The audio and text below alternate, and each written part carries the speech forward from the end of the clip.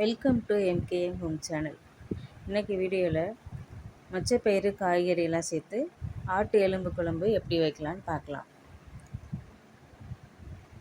1/4 kilo எலும்பு வாங்கிட்டு வந்து நல்லா வாஷ் பண்ணிவிட்டு எடுத்து வச்சுருக்கேன். எலும்பு வாங்குறது நம்ம எலும்பு மட்டும் தனியாக தர மாட்டாங்க, அதில் கறியும் சேர்த்து தான் இருக்கும். இது மாதிரி நல்லா ஆட்டு நெஞ்செலும்பாக பார்த்து கேட்டு வாங்கிக்கோங்க.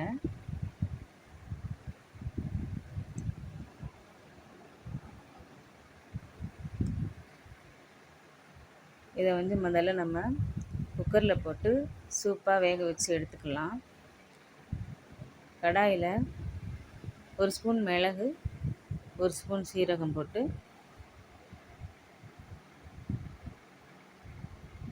கடாய் சூடேறினதும் கிளறிட்டு அப்படியே இறக்கிடலாம், இல்லைன்னா மிளகு சீரகம் கருகிடும். அப்படியே இறக்கிட்டு மிக்ஸி ஜாரில் போட்டு நம்ம பொடி பண்ணி வச்சுக்கிடலாங்க. இப்போ குக்கரில்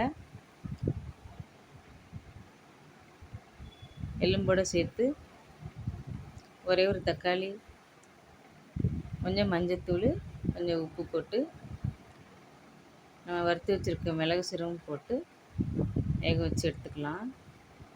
மிளகு சீரகம் நான் பொடி பண்ணதில் பாதி தான் போட்டிருக்கேன்.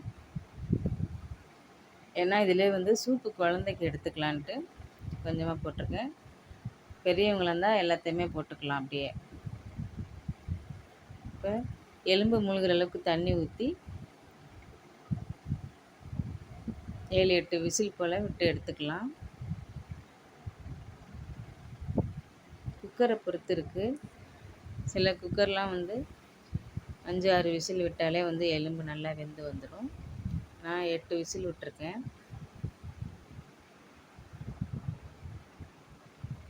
எலும்பு முழுகிற அளவுக்கு தண்ணி ஊற்றினா போதும்.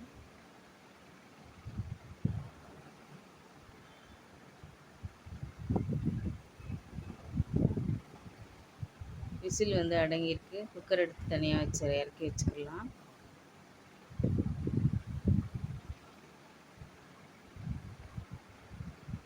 நாலு கத்திரிக்காய், ஒரு உருளைக்கிழங்கு, ஒரு முருங்கைக்காய். ஏற்கனவே நம்ம எலும்பில் தக்காளி போட்டுக்கனால ஒரு தக்காளி எடுத்து வச்சுருக்கோம். 100 போல் சின்ன வெங்காயம் 2 கட் பண்ணி வச்சுருக்கோம். இஞ்சி பூண்டு எடுத்து வச்சுக்கலாம். இஞ்சி பூண்டை பேஸ்ட் பண்ணி எடுத்து வச்சுக்கிறணும்.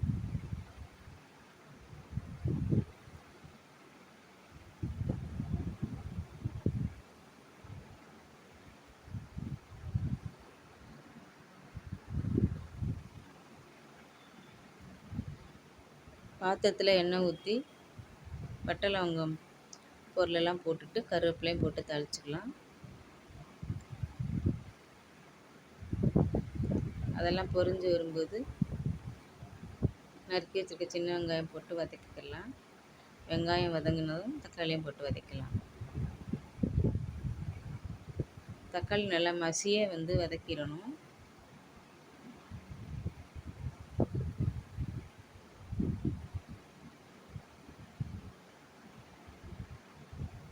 இந்த சேனலை முதல் முறையாக பார்க்குறவங்க சப்ஸ்கிரைப் பண்ணிக்கோங்க. வீடியோ பிடிச்சிருந்தால் லைக் பண்ணுங்கள், ஷேர் பண்ணுங்கள். தக்காளி நல்லா மசிஞ்சு வெந்து வந்துருச்சு. இந்த நேரத்தில் நம்ம கட் பண்ணி வச்சுருக்க காயையும் தண்ணியில் அலசிட்டு வச்சுருக்கோம், அதையும் போட்டுக்கலாம்.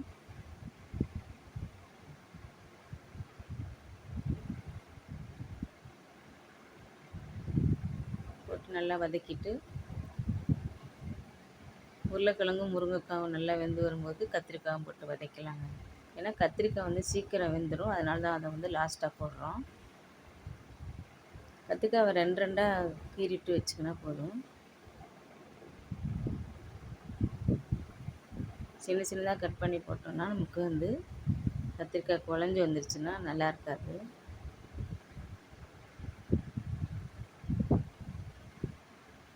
தட்டு போட்டு மூடி வேக வச்சுக்கலாம். கொஞ்சமாக உப்பு போட்டு மறுபடியும் தட்டு போட்டு மூடி வேக வச்சுக்கிறோங்க.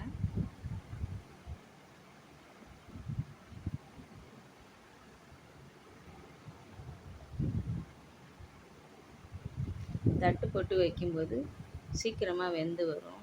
ஆவி வெளியில் போகாமல் மூடி வச்சு வேக வச்சோன்னா நல்லா வெந்து வந்துடும். எல்லாம் காயெல்லாம் நல்லா வெந்துருச்சு பாருங்கள்.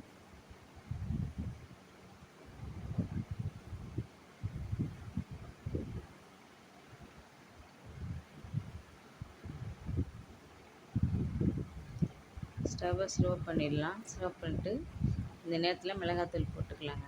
2 ஸ்பூன் மிளகாத்தூள் போட்டிருக்கேன்.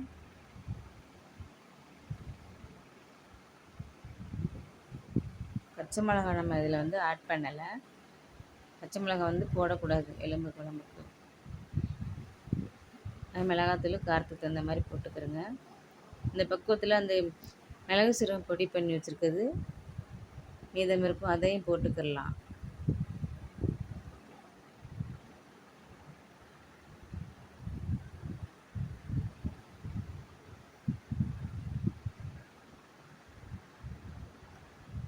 காய் வேகிறதுக்காக காய் முகிற அளவுக்கு தண்ணி ஊற்றிட்டு மறுபடியும் ஒரு தட்டு போட்டு மூடி வச்சுக்கலாம்.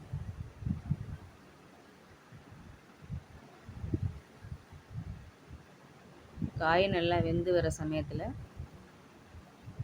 நம்ம வேக வச்சு எடுத்து வச்சுருக்க எலும்பையும் போட்டுக்கிடலாம்.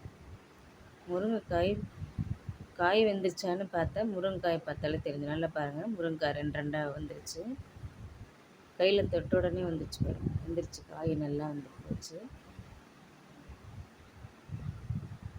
இந்த நேரத்தில் வேக வச்சுருக்க எலும்பையும் போட்டுக்கிடலாம். இதில் வந்து சூப்பு தனியாக கொஞ்சம் குழந்தைக்கு கொடுக்குறதுக்காக எடுத்து வச்சுருக்கேன்.